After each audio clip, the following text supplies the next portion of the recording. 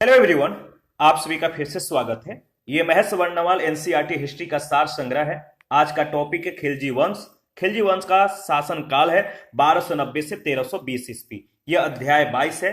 सबसे पहले विषय विस्तार के बारे में डिस्कस करेंगे, यानी इस टॉपिक के अंतर्गत किस किस पॉइंट को डिस्कस करेंगे। तो खिलजी वंश, जलालुद्दीन खिलजी, अलाउद्दीन खिलजी, अलाउद्दीन का साम्राज्य विस्तार, अलाउद्दीन की बाजार नियंत्रण एवं कृषि संबंधी नीति, अलाउद्दीन खिलजी का उत्तर भारत अभियान, अलाउद्दीन खिलजी का दक्षिण भारत अभियान, मुबारक शाह खिलजी, तुगलक वंश, गयासुद्दीन तुगलक, मोहम्मद बिन तुगलक, दिल्ली सल्तनत का पतन और विघटन, फिरोज शाह तुगलक, सैयद वंश में खिज्र खां के बारे में, मुबारक शाह, मोहम्मद शाह, अलाउद्दीन आलम शाह के बारे में, और इसके बाद प्रथम अफगान राज लोदी वंश, इसमें बहलोल लोदी, सिकंदर लोदी और इब्राहिम लोदी के बारे में डिस्कस करेंगे। दिल्ली सल्तनत खिलजी वंश के प्रमुख जो सुल्तान है, पहला है जलालुद्दीन फिरोज खिलजी। इनका समय या शासन काल जो है 1290 से 1296 ईस्वी और इनका राजवंश खिलजी वंश है।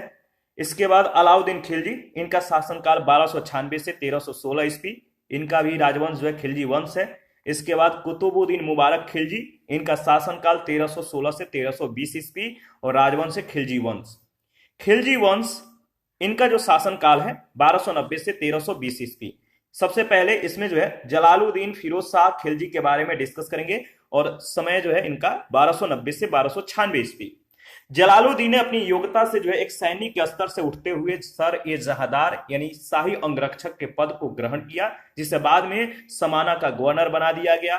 मंगोल आक्रमण का सफलतापूर्वक सामना करने के कारण कैकुबाद ने उसे दिल्ली बुलाकर शाइस्ता खां की उपाधि दी तथा आरिज ए मुमालिक यानी सेना मंत्री का पद भी प्रदान किया। भारत में खिलजी वंश का संस्थापक, याद रखिएगा, जलालुद्दीन फिरोज, ठीक है, जो खिलजी वंश का संस्थापक था भारत में, जलालुद्दीन फिरोज खिलजी था। 13 जून 1290 में कैकुबाद के द्वारा निर्मित किलोखरी यानी किलूगढ़ी महल में इसका राज्यारोहण हुआ। जलालुद्दीन खिलजी दिल्ली सल्तनत का प्रथम शासक था जिसका हिंदू जनता के प्रति उदार दृष्टिकोण था। उसने सिर्फ 6 वर्ष तक जो है शासन किया था। कितना? तो 6 वर्ष तक, याद रखिएगा। देखिए, वह दिल्ली सल्तनत का पहला शासक था जिसने स्पष्ट शब्दों में यह विचार सामने रखा कि राज्य को शासितों के स्वैच्छिक समर्थन पर आधारित होना चाहिए। उसने सहिष्णुता का व्यवहार करने और कड़ी सजाओं का सहारा न लेने की नीति जो है अपनाकर अमीरों की सद्भावना भी प्राप्त करने की कोशिश की। जलालुद्दीन के समय में ईरानी फकीर सीदी मौला को हाथी के पैरों तले कुचलवा दिया गया था। जलालुद्दीन के नीति को जो है अलाउद्दीन ने उलट दिया तथा जो भी उसका विरोध करने का प्रयत्न करता वह कड़ी सजा जो है देता था। अलाउद्दीन खिलजी का जो समय 1296 से 1316 ईस्वी। अलाउद्दीन खिलजी का जन्म 1266 ईस्वी में हुआ था। उसके पिता का नाम शहाबुद्दीन खिलजी था जो जलालुद्दीन फिरोज का भाई था। 1294 ईस्वी में अलाउद्दीन ने देवगिरी पर आक्रमण किया तथा सुल्तान जलालुद्दीन से छिपाकर अपार धन संपत्ति जो है प्राप्त की। देवगिरी की विजय से अलाउद्दीन की सुल्तान बनने की जो इच्छा है प्रबल हो उठी, ठीक है, और उसने 19 जुलाई 1296 को धोखे से सुल्तान जलालुद्दीन की हत्या करके वह स्वयं सत्ता जो है अर्जित कर ली। 21 अक्टूबर 1296 को अलाउद्दीन ने स्वयं को जो है कड़ा मानिकपुर से, जो कड़ा मानिकपुर है, यहां पे जो है अपने को सुल्तान घोषित कर दिया, जहां वह सुल्तान बनने से पूर्व सूबेदार था, और इसका राजाभिषेक दिल्ली में बलबन के लाल महल में किया गया। अपने विरोधियों को आतंकित करने के लिए अलाउद्दीन ने अधिक से अधिक कठोरता और निष्ठुरता बनाए रखने का माध्यम अपनाया। जलालुद्दीन के शासनकाल में इस्लाम कबूल कर 2000 मंगोल दिल्ली के आसपास बसाए गए थे। अलाउद्दीन ने अमीरों को अपने विरुद्ध षड्यंत्र रोकने के लिए अनेक नियम बनाए। भोजों और उत्सवों का आयोजन करना जो है निषिद्ध कर दिया गया तथा सुल्तान की अनुमति के बिना आपस में जो है वैवाहिक संबंध भी स्थापित करने पर प्रतिबंध लगा दिया गया। अलाउद्दीन ने शराब और नशीले पदार्थों के उपयोग पर रोक लगा दी। राज्य की वास्तविक स्थिति का पता लगाने के लिए उसने एक गुप्तचर प्रणाली की जो है स्थापना की थी। गुप्तचर प्रणाली। अलाउद्दीन का जो साम्राज्य विस्तार था इसके बारे में देख लेते हैं। पहला जो है राजस्थान है। अलाउद्दीन खिलजी का प्रथम सैन्य अभियान रणथंभौर के विरुद्ध था, जहां पृथ्वीराज चौहान के उत्तराधिकारी शासन कर रहे थे। रणथंभौर की ख्याति राजस्थान की सबसे मजबूत किले के रूप में थी। अलाउद्दीन ने एक विशाल सेना लेकर खुद रणथंभौर के विरुद्ध अभियान किया। इस अभियान में प्रसिद्ध शायर अमीर खुसरो भी अलाउद्दीन के साथ था। सुल्तान ने 3 माह तक किले पर घेरा डाले रखा। राजपूत संघर्ष करते हुए शहीद हुए। महिलाओं ने जौहर व्रत किया। अमीर खुसरो ने सर्वप्रथम जौहर व्रत यही देखा था। जो अमीर खुसरो था, इसने सर्वप्रथम जो जौहर व्रत था, जौहर प्रथा था, यहीं पर देखा था। जोधपुर के संस्कृत शिलालेख में कहा गया है कि अलाउद्दीन के देवतुल्य शौर्य से पृथ्वी अत्याचारों से मुक्त हो गई। इसके पश्चात अलाउद्दीन ने चित्तौड़ की ओर ध्यान दिया। रणथंभौर के बाद यह राजस्थान का सबसे शक्तिशाली राज्य था। अलाउद्दीन ने अत्यधिक निकट से चित्तौड़ पर घेरा डाला। राजपूतों ने कई महीनों तक सुल्तान का प्रबल प्रतिरोध किया, परंतु अंत में क्या हुआ, उसने किले पर अधिकार कर लिया 1303 ईस्वी में। ठीक है, याद रखिएगा, प्रत्येक पॉइंट बहुत ज्यादा महत्वपूर्ण है। देखिए, चित्तौड़ अलाउद्दीन के नाबालिग बेटे खिज्र खां के अधीन कर दिया गया और उसका नाम बदलकर खिजराबाद कर दिया गया। दक्कन और दक्षिण भारत, मालवा पर सल्तनत का प्रत्यक्ष शासन स्थापित किया गया तथा उसकी देखरेख के लिए एक सूबेदार को नियुक्त कर दिया गया। 1306 से 1307 ईस्वी में अलाउद्दीन ने 2 सैनिक आक्रमणों की योजना बनाई। पहला आक्रमण रायकरण के विरुद्ध था, जो गुजरात से निष्कासित कर दिए जाने के बाद मालवा की सीमा बगलाना पर अधिकार जमाए बैठा था। दूसरे आक्रमण का लक्ष्य देवगिरी का राय रामचंद्र था, जिसका रायकरण से संधि संबंध था। दूसरे आक्रमण का नियंत्रण अलाउद्दीन ने अपने गुलाम मलिक काफूर को सौंपा, जिसमें रायकरण ने आत्मसमर्पण कर दिया। उसका राज वापस कर दिया गया तथा उसे राय रायन के खिताब के साथ फिर से अपने पद पर प्रतिष्ठित कर दिया गया। अलाउद्दीन का महान सेनापति मलिक काफूर गुजरात विजय के दौरान नुसरत खां के द्वारा 1000 दिनार में खरीदा गया था, इसीलिए उसे 1000 दिनारी भी कहा जाता था। तो मलिक काफूर गुजरात विजय के दौरान नुसरत खां के द्वारा 1000 दिनार में खरीदा गया, इसीलिए मलिक काफूर को 1000 दिनारी भी कहा जाता था। और यह प्रश्न कई बार पूछा गया, याद रखना है। अलाउद्दीन के दक्षिण भारतीय अभियान का नेतृत्व सेनापति मलिक काफूर ने किया था। 1309 से 1311 ईस्वी के बीच मलिक काफूर ने दक्षिण भारत पर 2 आक्रमण किए। पहला आक्रमण तेलंगाना क्षेत्र में वरांगल पर किया गया था। तेलंगाना अभियान में वहां के शासक प्रताप रुद्रदेव द्वितीय ने मलिक काफूर को विश्व प्रसिद्ध कोहिनूर हीरा भेंट दिया, जिसे मलिक काफूर ने अलाउद्दीन को भेंट कर दिया। दूसरे आक्रमण के लक्ष्य द्वार समुद्रम माबर यानी आधुनिक कर्नाटक व मदुरै यानी तमिलनाडु थे। यह पहला अवसर था जब मुसलमानों की सेना दक्षिण में मदुरै तक पहुंच गई थी। अलाउद्दीन ने अलाई दरवाजा, याद रखिएगा, अलाउद्दीन ने अलाई दरवाजा, हौज खास, सिरी फोर्ट और जमात खाना मस्जिद का निर्माण करवाया। मंगोल आक्रमण से सुरक्षा के लिए 1304 ईस्वी में दिल्ली में सीरी को अपना राजधानी बनाया और इसका किलाबंदी करवाई। उसने अपने सेनापति गाजी मलिक के द्वारा उत्तर पश्चिमी सीमा को मजबूती प्रदान की तथा सिकंदर ए सानी खिताब धारण किया। अलाउद्दीन खिलजी को द्वितीय सिकंदर कहा जाता था। वह प्रथम शासक था जिसने प्रथम बार अस्थायी सेना गठित की थी। अस्थायी सेना को गठित की थी, याद रखिएगा। इसके बाद देखिए, अलाउद्दीन की बाजार नियंत्रण एवं कृषि संबंधी जो नीति है, इसके बारे में डिस्कस करेंगे। उसने दिल्ली में 3 बाजार स्थापित किए, एक खाद्यान्नों के लिए, दूसरा कीमती वस्त्रों के लिए और तीसरा घोड़ों, गुलामों और पशुओं के लिए। प्रत्येक बाजार एक उच्च अधिकारी के नियंत्रण में होता था, जिसे सहना यानी अधीक्षक कहा जाता था, जो व्यापारियों की एक पंजिका रखता था तथा दुकानदारों और कीमतों पर कड़ी निगरानी रखता था। खाद्यान्नों की नियमित और सस्ती आपूर्ति सुनिश्चित करने के लिए उसने घोषणा की कि दोआब क्षेत्र यानी यमुना के निकट मेरठ से लेकर इलाहाबाद के निकट कड़ा की जो सीमा है, यहां तक के प्रदेश में भू राजस्व की अदायगी सीधे राज्य को की जाएगी। भू राजस्व बढ़ाकर उपज के आधे हिस्से पर निर्धारित कर दिया गया। राजस्व एकत्र करने के लिए मुस्तखराज, ठीक है, राजस्व एकत्र करने के लिए मुस्तखराज नामक अधिकारी की नियुक्ति की गई। अलाउद्दीन के समकालीन अमीर खुसरो और उसके परवर्ती इस्लामी दोनों ने अलाउद्दीन को एक भाग्यशाली व्यक्ति कहा है। अलाउद्दीन खिलजी के दरबार में अमीर खुसरो व हसन देहलवी जैसे कवि थे। अमीर खुसरो ने सितार का जो आविष्कार किया और वीणा को संशोधित किया था। देखिए, जमाखोरी को रोकने के लिए सभी बाजारों के नाम पंजिका में दर्ज किए गए तथा उनके एजेंटों और परिजनों को नियमों के उल्लंघन के लिए सामूहिक रूप से जिम्मेदार ठहराया गया। याद रखिएगा, इंपॉर्टेंट है। आगे बढ़ते हैं।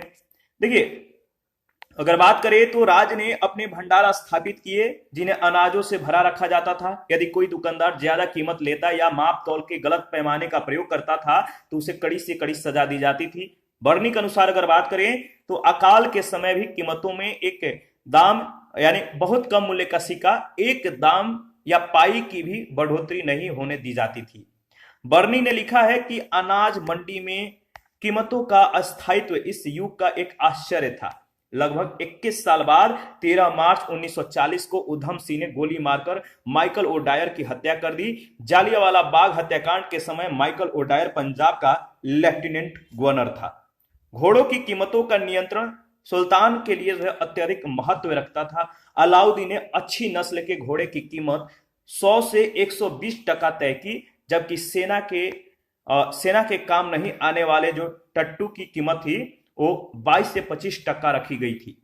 मवेशी और गुलामों की कीमतों का नियमन कड़ाई से किया जाता था। भू राजस्व नगद वसूल किए जाने से अलाउद्दीन को अपने सिपाहियों को नगद वेतन देने में सुविधाएं हुई।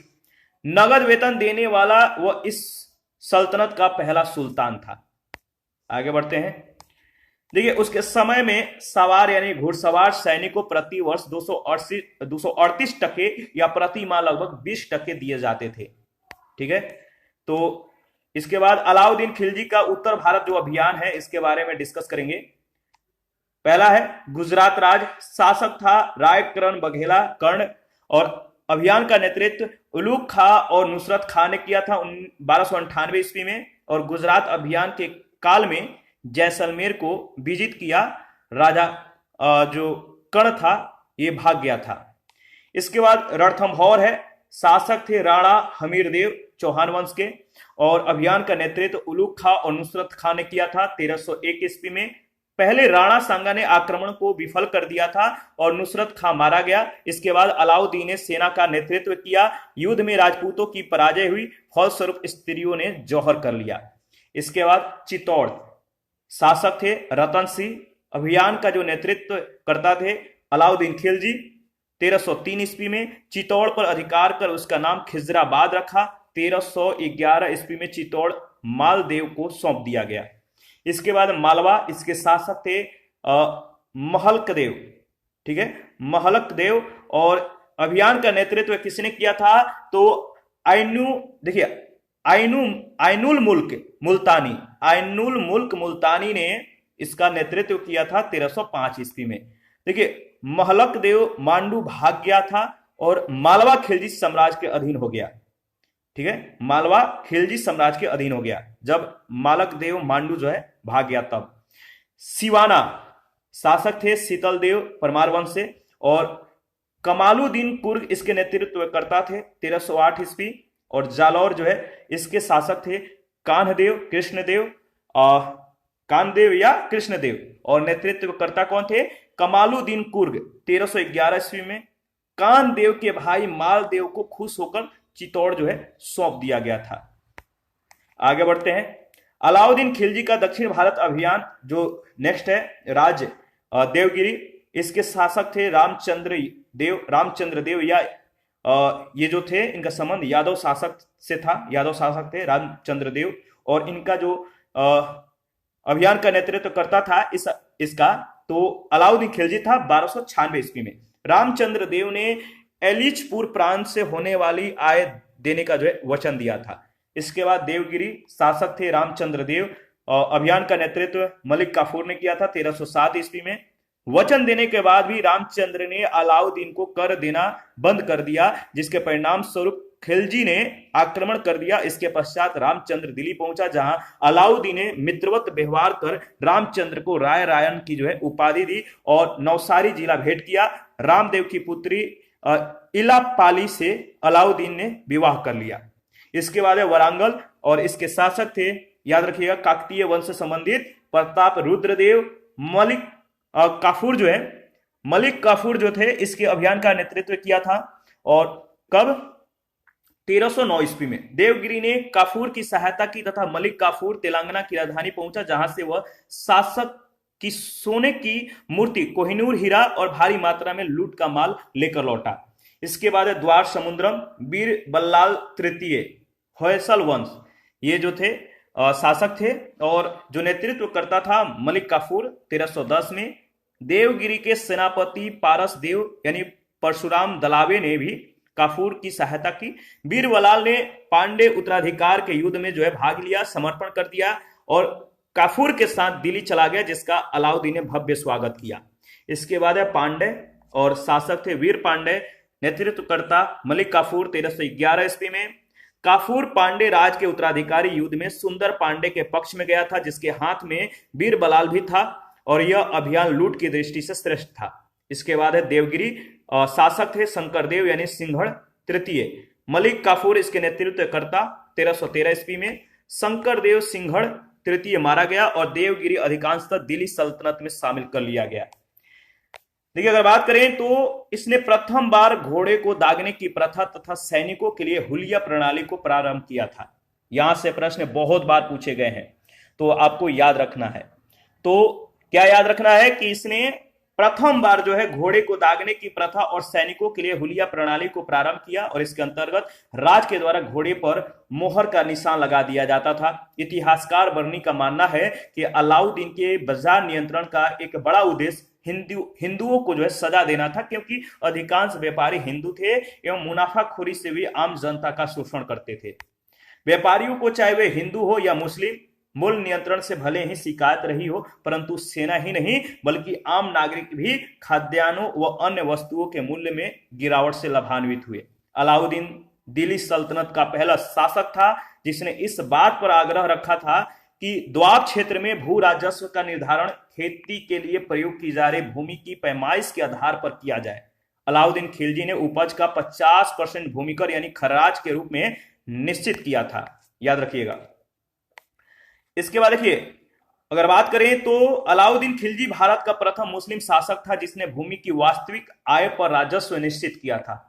अलाउद्दीन खिलजी ने भूमि की पैमाइश करवाकर लगान निर्धारित किया था। अलाउद्दीन ने 2 नवीन कर, मकान कर जिसे घरही और चराई कर जिन्हें चरही कहा जाता था, तो इसने 2 कर लगाए थे, मकान कर और चराई कर। बर्नी के अनुसार अगर बात करें तो खूत और मुकदम जीन जरपोश से सजे घोड़े पर अब वे नहीं चढ़ सकते थे और न ही पान की गिलौरियां चबा सकते थे।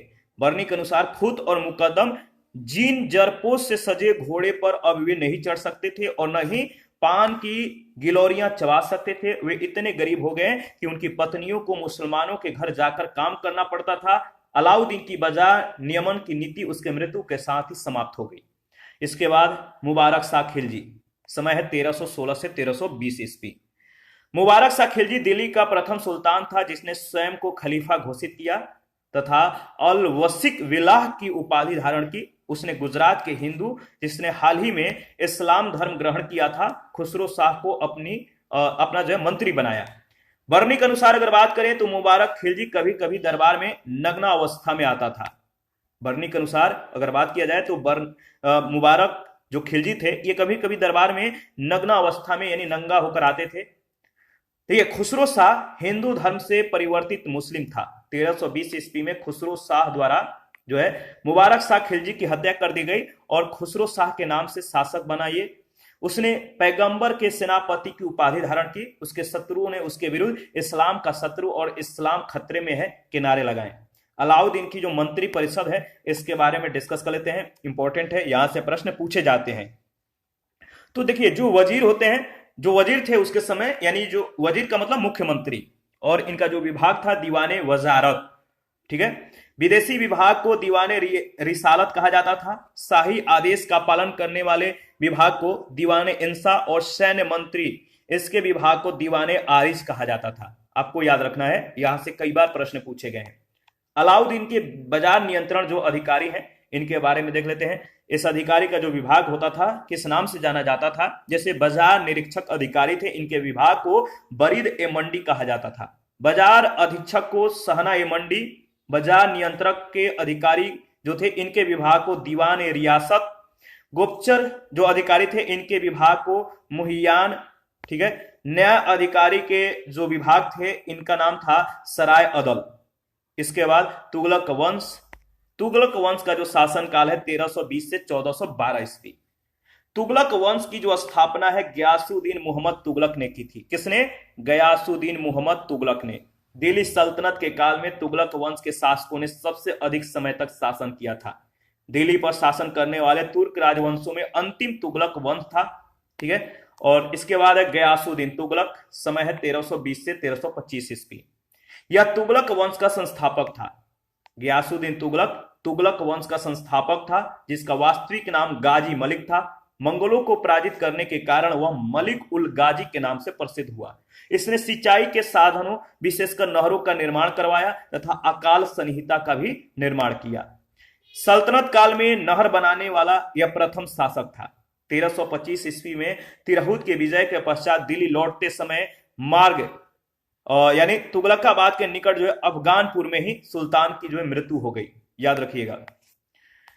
देखिए इसके बाद अगर बात करें तो नेक्स्ट जो है वह है मोहम्मद बिन तुगलक, समय है 1325 से 1351 ईस्वी। और अपने पिता गयासुद्दीन तुगलक के मृत्यु के पश्चात जो है मोहम्मद तुगलक या मोहम्मद बिन तुगलक के नाम से 1325 ईस्वी में यह गद्दी पर बैठता है, ठीक है। और जो अफ्रीकी यात्री था इब्न बतूता, यह कहता है इब्न बतूता अफ्रीकी यात्री था और यह कहता है कि गयासुद्दीन तुगलक ने तुगलकाबाद में स्वर्ण जड़ित किससे? सोने से जड़ित, सोने से लगा हुआ ईंटों से एक महल बनवाया तथा उसके अंदर एक कुंड बनवाकर उसे सोने से भर दिया था। तुगलक वंश ने दिल्ली सल्तनत को 3 सुयोग्य सुल्तान दिए। कौन कौन? तो देखिए तुगलक वंश ने दिल्ली सल्तनत को 3 सुयोग्य सुल्तान दिए। गयासुद्दीन तुगलक, उसका बेटा मोहम्मद बिन तुगलक और भतीजा फिरोज शाह तुगलक। समय आप देख सकते हैं और याद रखिएगा तुगलक वंश। देखिए तुगलक वंश जो है इसके अंतर्गत अगर बात करें तो पहला जो है गयासुद्दीन तुगलक, ये गाजी मलिक के नाम से जाना जाता था। और एक है मलिक रजब, ये भट्टी राजकुमारी के साथ विवाह किया था। इसके बाद देखिए गयासुद्दीन तुगलक के बाद जो है मोहम्मद बिन तुगलक यानी जूना खां। और इसके बाद देखिए जो मलिक रजब है इसके अंतर्गत जो आता है वह है फिरोज शाह तुगलक। इसके बाद अगर इसके अंतर्गत देखें तो फिरोज शाह तुगलक के अंतर्गत फतेह खान के अंतर्गत गियासुद्दीन, नुसरत शाह, इसके बाद फिरोज शाह तुगलक के अंतर्गत जफर खां, और इसके बाद जो है जफर खां के अंतर्गत अबू बक्र, इसके बाद नासरुद्दीन मोहम्मद शाह, और नासरुद्दीन मोहम्मद शाह के अंतर्गत अलाउद्दीन सिकंदर शाह फर्स्ट और महमूद शाह, ठीक है, ये आते हैं। इनके अंतर्गत इनके क्रम को जो है आपको ध्यान रखना है कि किसके अंतर्गत कौन आता है, पहले कौन उसके बाद कौन, तो आपको ध्यान रखना है, क्रम इंपॉर्टेंट है। तुगलक वंश के शासकों में सबसे ज्यादा प्रसिद्ध शासक जो था वो मोहम्मद बिन तुगलक था। मोहम्मद बिन तुगलक था। समय है 1325 से 1351 ईस्वी। और इस काल में उत्तरी अफ्रीका यानी मोरक्को का एक अफ्रीकी यात्री इब्न बतूता 1333 ईस्वी में भारत आता है। उसने मोहम्मद बिन तुगलक के शासनकाल में यहाँ के निवासियों के जीवन का विस्तार पूर्वक वर्णन किया है। मोहम्मद ऊंचे आदर्शों पर जो है विश्वास करने वाला शासक था, ठीक है। देखिए मोहम्मद तुगलक ने अपने शासन काल में निरंतर चलने वाले विद्रोह से हताश होकर कहा, मेरा साम्राज्य रुग्ण हो गया है और यह किसी उपचार से ठीक नहीं होता, यानी रोग ग्रसित हो गया है और इसका उपचार नहीं किया जा सकता है। वैद्य सर दर्द ठीक करता है तो बुखार हो जाता है, और अगर बुखार ठीक करने की कोशिश करता है तो कुछ और ही हो जाता है। तो इस तरह से मोहम्मद तुगलक ने अपने वक्तव्य जो मतलब कि शासन काल में निरंतर चलने वाले विद्रोह से हताश होकर अपना वक्तव्य को व्यक्त किया था। देखिए मोहम्मद बिन तुगलक ने धार्मिक और न्यायिक मामलों से उलेमा का वर्चस्व जो है समाप्त करके एक धर्मनिरपेक्ष राज की स्थापना की, और उसके इस कार्य से उलेमा वर्ग जो है कट्टर दुश्मन बन गए। मोहम्मद बिन तुगलक ने उलेमा का प्रभाव समाप्त कर दिया। इसने जैन विद्वान जीन प्रभासूरी व राजशेखर का अपने दरबार में स्वागत किया। मोहम्मद बिन तुगलक ने सती प्रथा को रोकने का भी प्रयास किया था। इसके काल में अंतिम मंगोल आक्रमण, याद रखिएगा, अंतिम मंगोल आक्रमण तरमासिरिन तरमासिरिन 1326 से 1327 ईस्वी के नेतृत्व में हुआ था। देखिए, तरमासिरिन के नेतृत्व में मंगोल सिंध तक आ गए और उनका एक दल दिल्ली से 65 किलोमीटर दूर मेरठ तक पहुंच गया। झेलम के निकट एक लड़ाई में मोहम्मद बिन तुगलक ने न केवल मंगोलों को परास्त कर दिया बल्कि कालानौर पर भी अधिकार कर लिया और कुछ समय तक उसका वर्चस्व सिंध के पार पेशावर तक स्थापित हो गया। मोहम्मद बिन तुगलक पहला ऐसा सुल्तान था जिसने हिंदुओं के मुख्य त्योहार होली में भाग लिया था। उसने तर्क पर आधारित सिद्धांतों पर शासन चलाने का प्रयत्न किया। उसके बहुत से विचार बड़े ही बुद्धिमत्तापूर्ण और विवेकपूर्ण थे, परंतु उसने उनको सही ढंग से क्रियान्वित नहीं किया। इसके बाद मोहम्मद बिन तुगलक के जो प्रयोग हैं इसके बारे में डिस्कस कर लेते हैं। मोहम्मद बिन तुगलक को एक ऐसे शासक के रूप में सबसे अधिक याद किया जाता है जिसने कई साहसपूर्ण प्रयोग किए। उसने धर्म और दर्शन का जो एक गहरा अध्ययन किया था तथा वह बहुत ही विवेचनात्मक बुद्धि और खुले विचार वाला व्यक्ति था। इसके बाद राजधानी परिवर्तन 1327 ईस्वी में मोहम्मद बिन तुगलक का सबसे विवादास्पद कदम राजधानी का दिल्ली से देवगिरी को स्थानांतरण करना था। सुल्तान देवगिरी को द्वितीय राजधानी बनाना चाहता था ताकि वह दक्षिण भारत पर बेहतर नियंत्रण जो है स्थापित कर सके। उसने देवगिरी का नाम बदलकर दौलताबाद रख दिया था। मोहम्मद बिन तुगलक ने दिल्ली से दौलताबाद जो है एक सड़क का निर्माण करवाया जिस पर यात्रियों की सुविधा के लिए जगह जगह सराय बनवाई थी। ठीक है, सराय बनवाई गई, परंतु दिल्ली से दौलताबाद की दूरी 1500 किलोमीटर से भी अधिक थी। ठीक है, आप याद रखिएगा, इंपॉर्टेंट है। आगे बढ़ते हैं। इसके बाद है सांकेतिक या प्रतीक मुद्रा और इसका जो समय 1329 से 1330 ईस्वी के बीच। मोहम्मद बिन तुगलक की अपनी महत्वपूर्ण पहल प्रतीक मुद्रा यानी सांकेतिक मुद्रा का प्रचलन आरंभ करना था। 14वीं सदी में विश्व में चांदी की कमी हो गई थी। इस प्रयोग से पूर्व चीन का कुबलई खा प्रतीक मुद्रा का प्रयोग सफलतापूर्वक कर चुका था। 1294 में काई कातू नामक एक ईरानी शासक ने अपने देश में कागजी मुद्रा चांद प्रचलित करने की जो है कोशिश की थी। मोहम्मद बिन तुगलक ने कांसी का सिक्का चलाने का जो है निर्णय किया और जिसका मूल्य चांदी के टक्के के बराबर ही था। लोगों ने स्वयं ही जाली मुद्रा ढालना आरंभ कर दिया। अंत में मोहम्मद ने प्रतीक मुद्रा वापस लेने का फैसला किया। उसने कांसे के सिक्के के बदले चांदी के सिक्के देने का वचन दिया। खुरासान योजना क्या है इसके बारे में डिस्कस कर लेते हैं।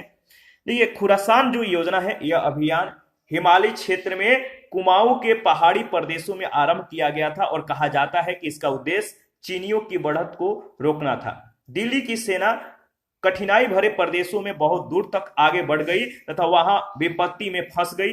कराचील अभियान में कहा जाता है कि 10,000 की सेना में केवल 10 लोग वापस लौटे। मोहम्मद तुगलक ने कांगड़ा पहाड़ियों पर भी आक्रमण किया।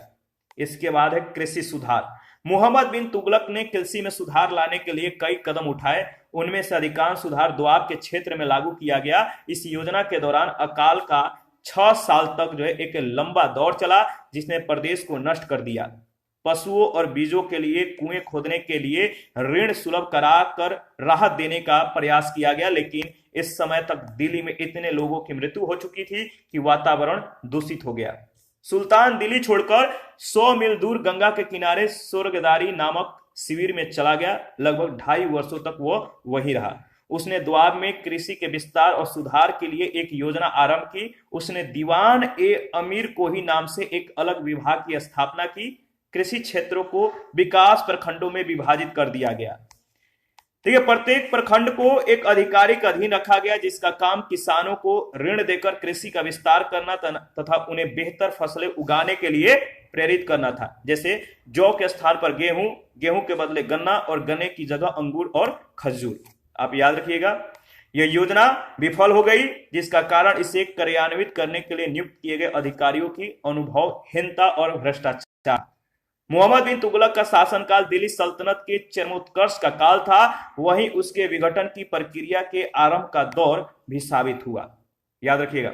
नेक्स्ट है दिल्ली सल्तनत का पतन और विघटन। देखिए, मोहम्मद बिन तुगलक के शासन के उत्तरार्ध में साम्राज्य के विभिन्न भागों में लगातार विद्रोह हुए।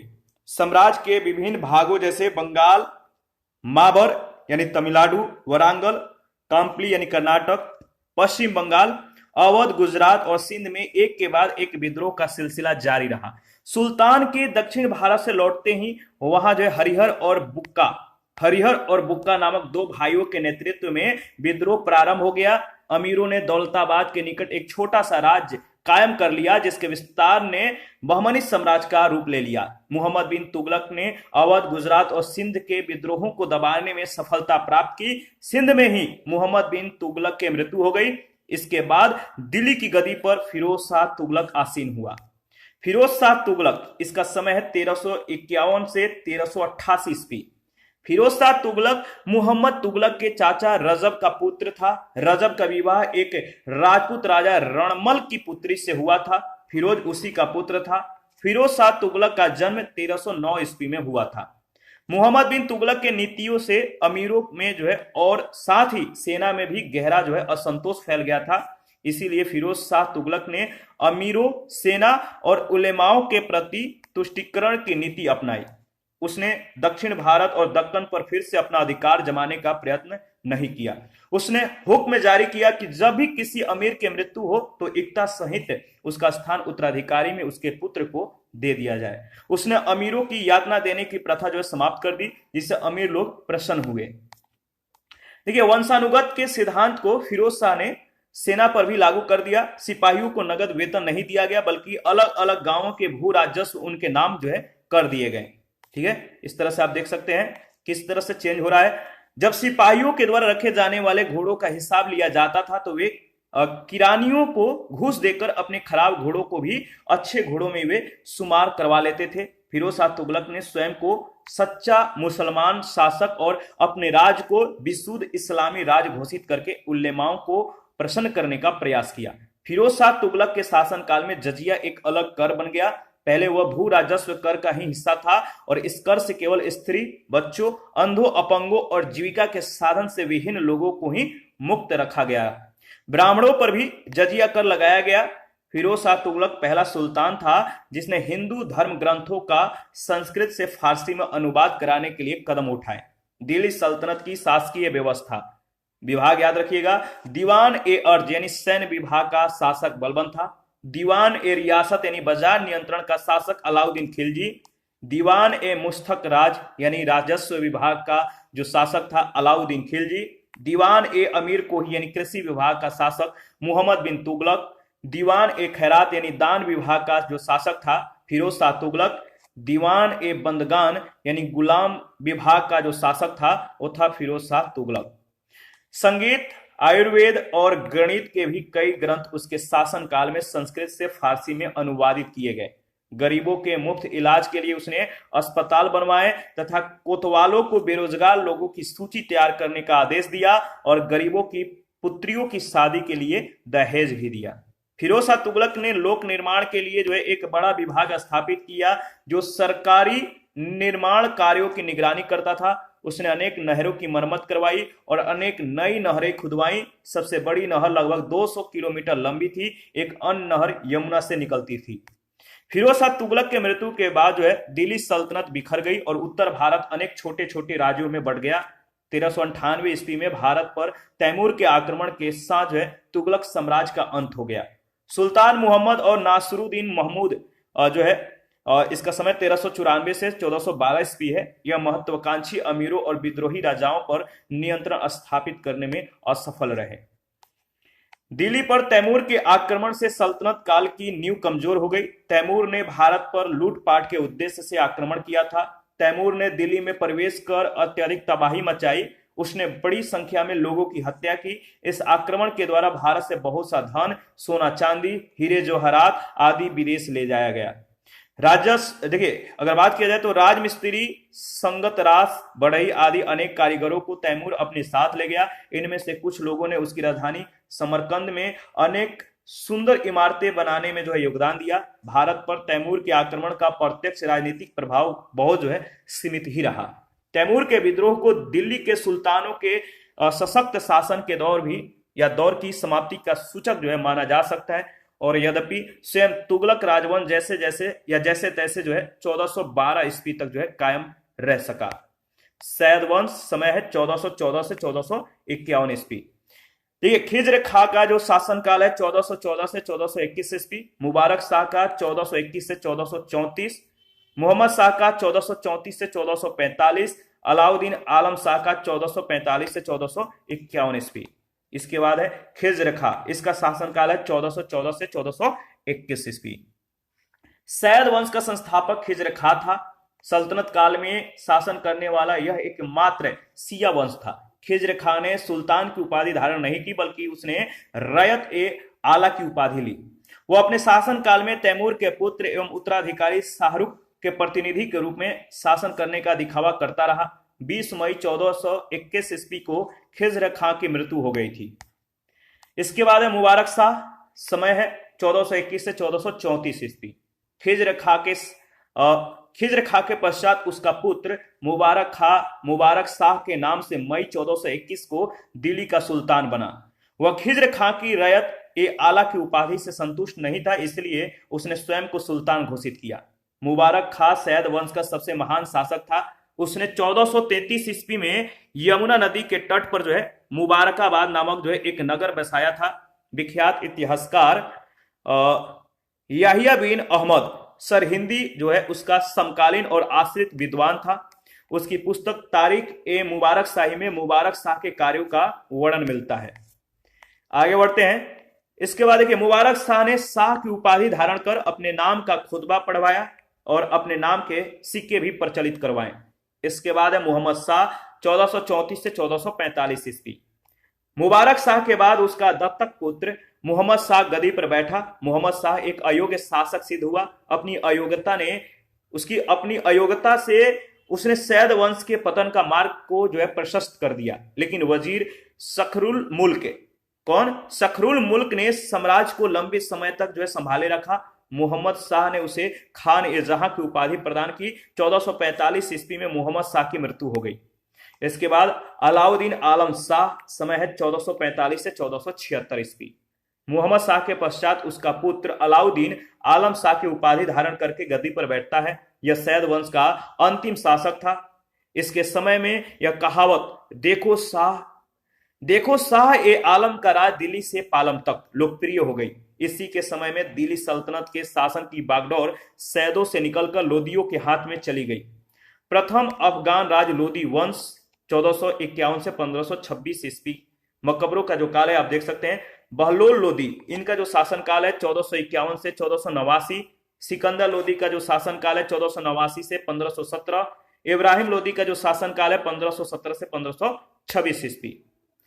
इसके बाद बहलोल लोदी के बारे में देख लेते हैं। समय है 1451 से 1489 ईस्वी। बहलोल लोदी ने प्रथम अफगान राज की स्थापना की। सरकी सुल्तान महमूद शाह का विवाह सैद वंश के अंतिम सुल्तान अलाउद्दीन आलम शाह के पुत्री बीबी राजी से हुआ था। बहलोल और महमूद शाह की सेनाओं के मध्य पानीपत के निकट नरेला नामक स्थान पर युद्ध हुआ। बहलोल लोदी ग्वालियर के अंतिम अभियान के बाद दिल्ली लौटते समय लू लगने से बीमार हो गया और 12 जून 1489 में मिलावली में बहलोल लोदी का मृत्यु हो गई। बहलोल लोदी एक साधारण व्यक्ति था। तारीख ए दाऊदी के लेखक अब्दुल्ला के अनुसार जब वह अपने सरदारों के साथ मिलता था तो वह कभी सिंहासन पर नहीं बैठता था। उसकी महत्वपूर्ण उपलब्धि जौनपुर राज का दिल्ली सल्तनत में विलय था। बहलोल लोदी ने दिल्ली सल्तनत के सभी शासकों में सर्वाधिक जो है यानी 38 वर्ष तक जो है शासन किया था। याद रखिएगा, दिल्ली सल्तनत पर शासन करने वाला वह प्रथम अफगान वंश था। उसने बहलोल सिक्के प्रचलित किए थे। कौन से सिक्के? बहलोल सिक्के, याद रखिएगा। इसके बाद है सिकंदर लोदी, 1489 से 1527 ईस्वी। यह लोदी वंश का सर्वश्रेष्ठ शासक था। उसने कुशल सैन्य व्यवस्था एवं गुप्तचर प्रणाली गठित की थी। सिकंदर लोदी ने 1504 ईस्वी में आगरा शहर की स्थापना की और 1506 ईस्वी में आगरा को अपनी राजधानी बनाया। सिकंदर लोदी गुलरुखी के उपनाम से फारसी में जो है कविताएं लिखता था। यहां से प्रश्न पूछे गए, याद रखिएगा। सिकंदर लोदी जो है गुलरुखी के उपनाम से फारसी में कविताएं लिखता था। सिकंदर लोदी ने कुतुब मीनार की मरम्मत करवाई थी, यह भी प्रश्न पूछा गया है। 21 नवंबर 1513 को उसकी मृत्यु हो गई। सिकंदर लोदी ने भूमि के नाप के लिए पैमाना गज ए सिकंदरी प्रारंभ किया जो प्राय 30 इंच का होता था। सिकंदर लोदी के आदेश से एक आयुर्वेदिक ग्रंथ फारसी में अनुवाद किया गया जिसका नाम फरहंगे सिकंदरी रखा गया। क्या रखा गया? फरहंगे सिकंदरी। सिकंदर लोदी के समय में ज्ञान विद्या के एक श्रेष्ठ ग्रंथ लजत ए सिकंदर शाह की रचना हुई थी। इसके बाद है इब्राहिम लोदी 1517 से 1526 ईस्वी। 22 नवंबर 1517 ईस्वी में सिकंदर लोदी के बाद इब्राहिम लोदी सुल्तान बना। यह लोदी वंश का अंतिम शासक था। 21 अप्रैल 1526 को बाबर और इब्राहिम लोदी के मध्य पानीपत का प्रथम युद्ध हुआ। इस युद्ध में इब्राहिम लोदी की पराजय हुई और वीरगति को प्राप्त हुआ। दिल्ली सल्तनत के अंतर्गत प्रथम अफगान राज्य समाप्त हो गया। याद रखिएगा, इब्राहिम लोदी जो है दिल्ली का प्रथम सुल्तान था जो रणभूमि में वीरगति को प्राप्त हुआ था। इब्राहिम लोदी दिल्ली सल्तनत का अंतिम सुल्तान था जिसके मृत्यु के पश्चात दिल्ली की सत्ता मुगलों के हाथ में चली गई। इस टॉपिक से रिलेटेड जो पहला प्रश्न पूछा गया है, निम्न में से किस सुल्तान ने बाजार सुधार जो है लागू किए थे? किस सुल्तान ने बाजार सुधार लागू किए थे? तो अलाउद्दीन खिलजी। सेकंड प्रश्न है, अलाउद्दीन खिलजी के आक्रमण के समय देवगिरी का शासक कौन था? इसका सही जवाब हो जाएगा रामचंद्र देव। थर्ड नंबर है, मोहम्मद बिन तुगलक की निम्न योजनाओं को उनके काल क्रमानुसार जो है व्यवस्थित कीजिए। तो द्वाब में कर वृद्धि, इसके बाद राजधानी परिवर्तन, इसके बाद सांकेतिक मुद्रा का प्रचलन, इसके बाद खुरासान अभियान। इसका सही जवाब हो जाएगा ऑप्शन सी। आगे बढ़ते हैं, प्रश्न संख्या 4 है, टोपरा तथा मेरठ से 2 अशोक स्तंभ लेख दिल्ली किसके द्वारा लाए गए थे? टोपरा और मेरठ से 2 अशोक स्तंभ लेख दिल्ली किसके द्वारा लाए गए थे? तो सिकंदर लोदी के द्वारा लाए गए थे। याद रखिएगा, ऑप्शन डी बिल्कुल करेक्ट ऑप्शन है। 5 नंबर है, अलाउद्दीन खिलजी के निम्न सेना अध्यक्षों में से कौन तुगलक वंश का प्रथम सुल्तान बना? अलाउद्दीन खिलजी के निम्न सेना अध्यक्षों में से कौन तुगलक वंश का प्रथम सुल्तान बना? तो गाजी मलिक। 6 नंबर है, हक ए सर्व अथवा सिंचाई कर लगाने वाला दिल्ली का प्रथम सुल्तान कौन था? सिंचाई कर लगाने वाला या हक ए सर्व जो है कर, दिल्ली का प्रथम सुल्तान कौन था जिसने लगाया था? तो फिरोज शाह तुगलक। याद रखिएगा। और 7 नंबर है, निम्नलिखित को क्रमानुसार व्यवस्थित कीजिए। तो क्रम जो है आपको याद रखना है, सबसे पहले इलबरी तुर्क, ठीक है, इसके बाद खिलजी वंश, इसके बाद तुगलक, इसके बाद सैयद और लास्ट में लोदी वंश। मैंने बोला था क्रम याद रखना है। आगरा शहर का संस्थापक कौन था? आगरा शहर को किसने मतलब कि स्थापित किया था? सिकंदर लोदी ने। और इसी के साथ आज का सेशन समाप्त करते हैं। नेक्स्ट सेशन में दिल्ली सल्तनत प्रशासनिक, आर्थिक और सामाजिक जीवन के बारे में डिस्कस करेंगे। आप अपना प्रतिक्रिया देते रहिए। आपके प्रतिक्रियाओं का हमें बेसब्री से इंतजार रहता है।